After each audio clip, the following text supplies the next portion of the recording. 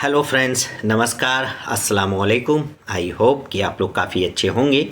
Friends, आज फिर मैं एक नई वीडियो के साथ आप सभी के सामने, और आज मैं फिर एक चीज़ ऐसा दिखा रहा हूँ, आप लोग हैरत करेंगे, सोचेंगे कि सहारा क्यों नहीं चाहती है कि अपने जमाकर्ता का भुगतान हो जाए पोर्टल के ज़रिए। सीआरसी रिफंड पोर्टल जो बना है वो कहीं से नहीं चाहता है सहारा कि जमाकर्ता का भुगतान हो। अब मैं ऐसा क्यों बोल रहा हूँ, इसका भी कारण है। एक जमाकर्ता का 3 सहारियन का बॉन्ड था, तीनों बॉन्ड डिमांड हुआ।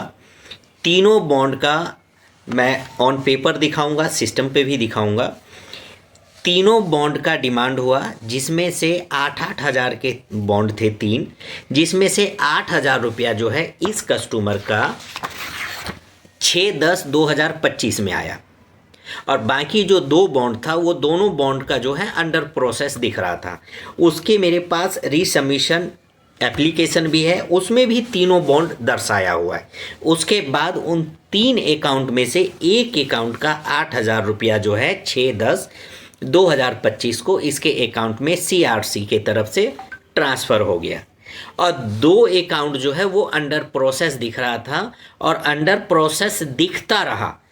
रीसबमिशन कब हुआ? 2024 के 5वें महीने में, और 29 तारीख के डेट में हुआ। उसके बाद इनका 3 अकाउंट में से एक अकाउंट का पैसा आया 8,000, 2 अकाउंट अंडर प्रोसेस। और अब क्या किया है सीआरसी रिफंड पोर्टल पे, जब अब दोबारा इसका चेक किया गया कि क्या उसका जो बचा हुआ बैलेंस है वो 50,000 के नीचे अमाउंट में है, तो क्या इसका अमाउंट आया या नहीं आया। लेकिन जब सीआरसी रिफंड पोर्टल पे जाके इनका चेक कर रहे हैं, तो अब यहाँ क्या किया है कि दोनों अकाउंट को जो है अब रिजेक्ट कर दिया है। अब दोनों अकाउंट जो है दोबारा रीसबमिशन होगा, दोबारा इस कस्टमर का सिग्नेचर होगा, दोबारा इनका एप्लीकेशन ऑनलाइन अपडेट होगा। 2024 में इसमें गया, 5वें महीने में मैं आपको दिखाता हूँ फ्रेंड्स।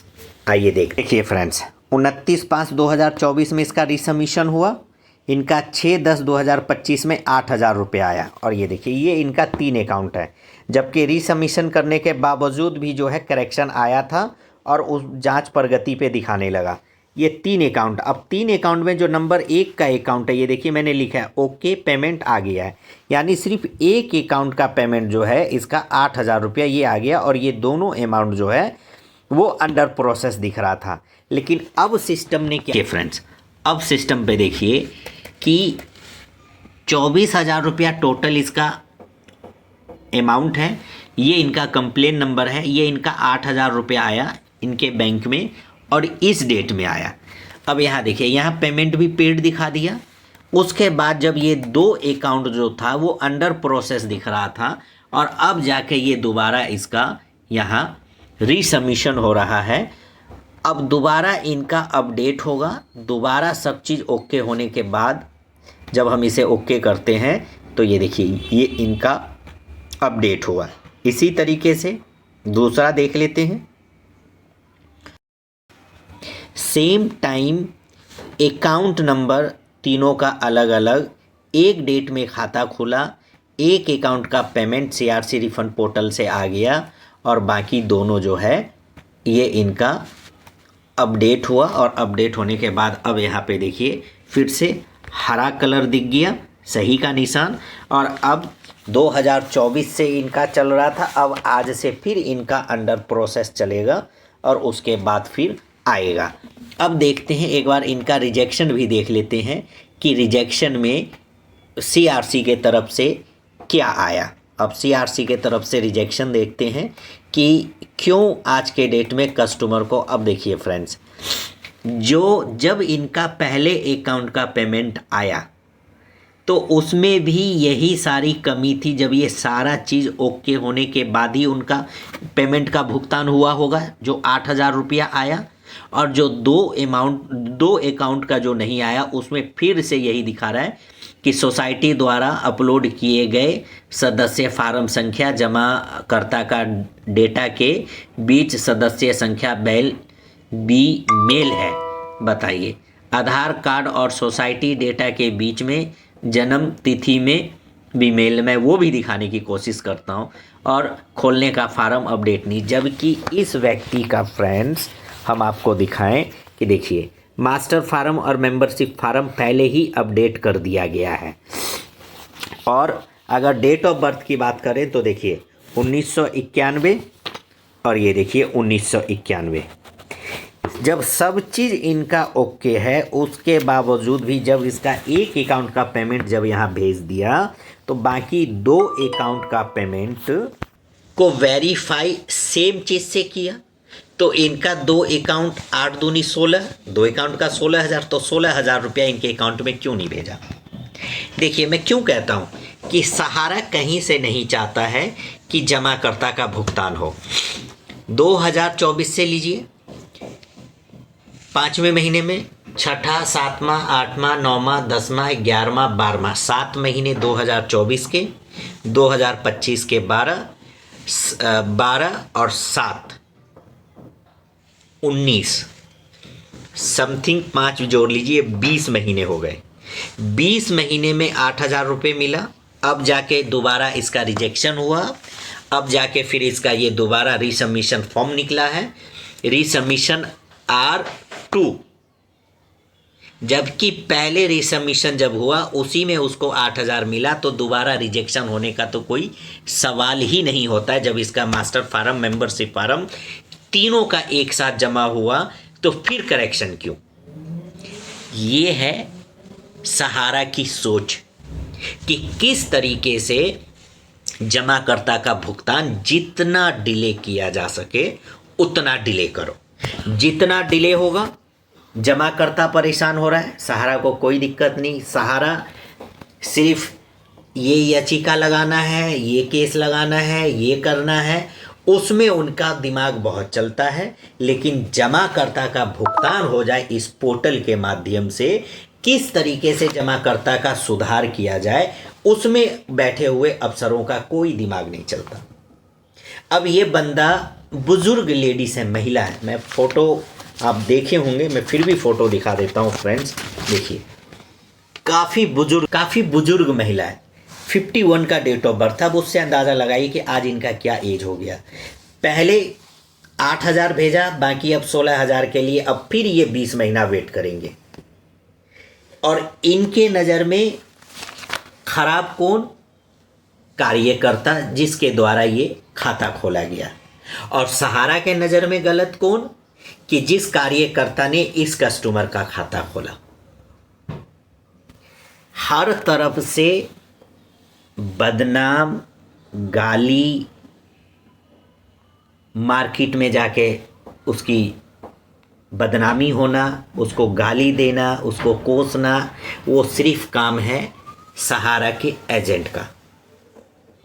कस्टमर के नज़र में भी सहारा के एजेंट बुरा है, सहारा के बैठे हुए बड़े बड़े अधिकारी के नज़र में भी सहारा के एजेंट बुरा है।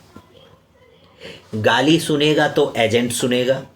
इस कस्टमर के नज़र में अब ये फिर 24 महीना वेट करेगा 16,000 लेने के लिए। रह गया, ऊपर वाले की मेहर होगी तो हो सकता है कि शायद कहीं जल्दी इस बार हो जाए, नहीं तो 20 महीने में इसको पेमेंट मिला 8,000। तो क्या सहारा अब दोबारा इसका वेरीफाई करेगा? क्या अब इसका दोबारा वेरीफाई करके दोबारा CRC को भेजा जाएगा, तब फिर CRC फिर इसको पेमेंट का भुगतान करेगा? ये है सहारा की हर हमेशा गुना भाग लगा के रखता है। लेकिन सहारा ये गुना भाग लगा के नहीं रखता है कि जो सहारा सेवी अकाउंट में जो भी अमाउंट जमा है वो जल्द से जल्द कस्टमर का कागज़ को वेरीफाई करते हुए CRC को दे, और CRC जल्द से जल्द जो है सहारा के जमाकर्ता का भुगतान हो जाए इस पोर्टल के माध्यम से। पोर्टल के माध्यम से जो 50,000 रुपया दिया जा रहा है, उस पोर्टल के माध्यम से जो 50,000 दिया जा रहा है उस 50,000 को बढ़ा दिया जाए। ये सहारा नहीं चाहती है।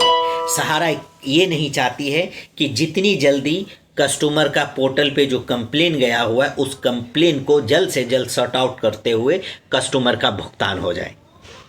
लेकिन नहीं, उनके कानों में जूं तक नहीं जाता।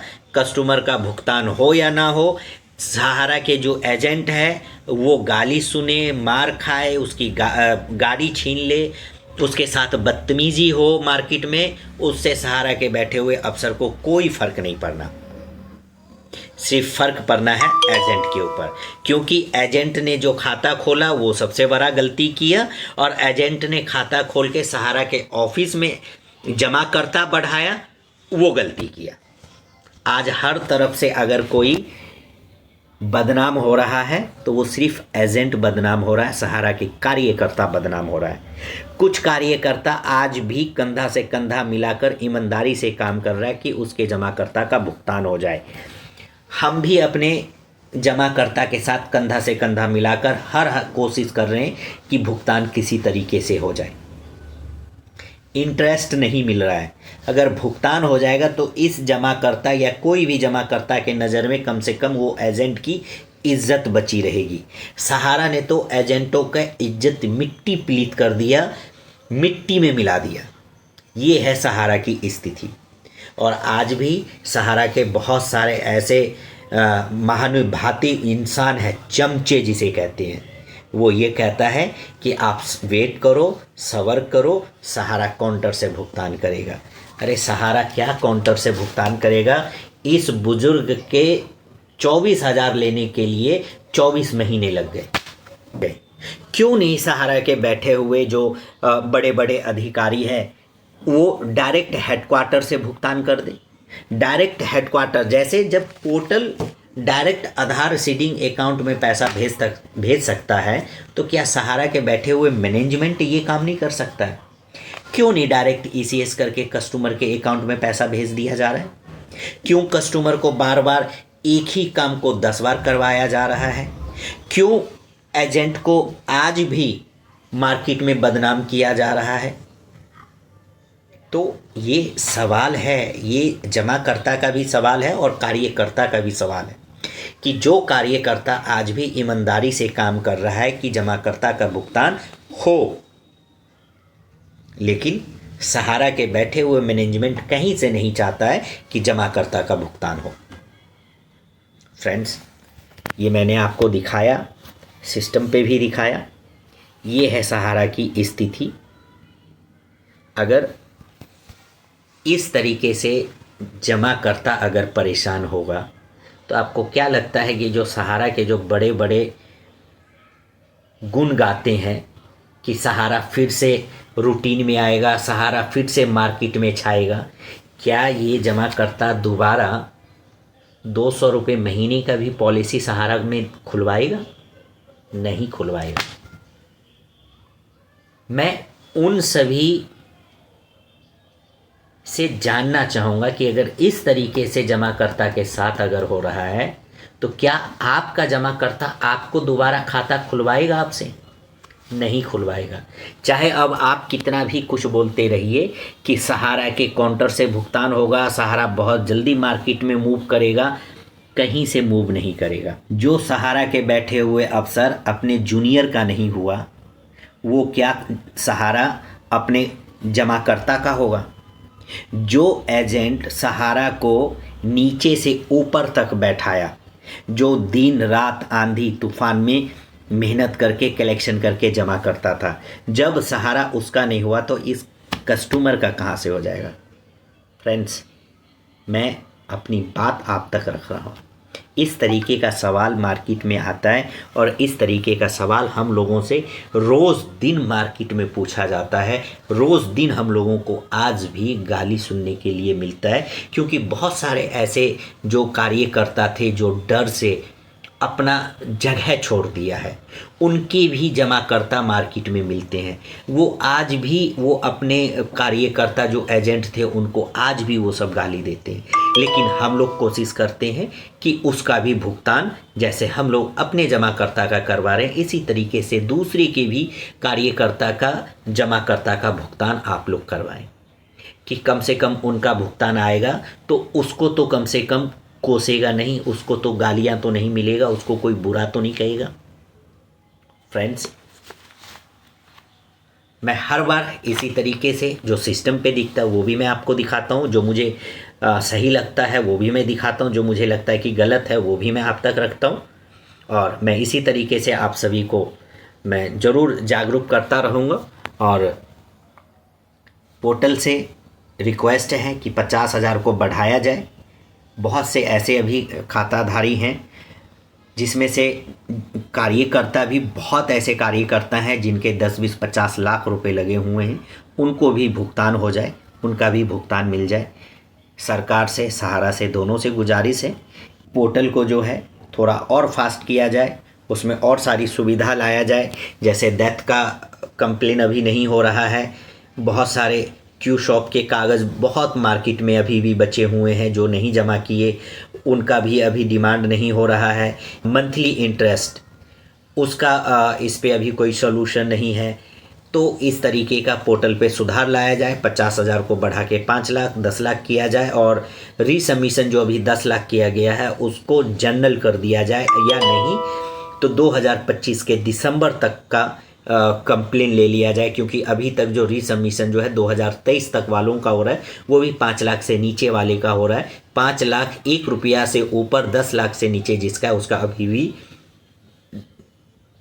उसका अभी भी रीसबमिशन नहीं हो रहा है। जब उसका रीसबमिशन के लिए सिस्टम पे जा रहे हैं तो एरर नंबर 3 दिखा रहा है। तो प्लीज़ सहारा से भी रिक्वेस्ट है और सरकार से भी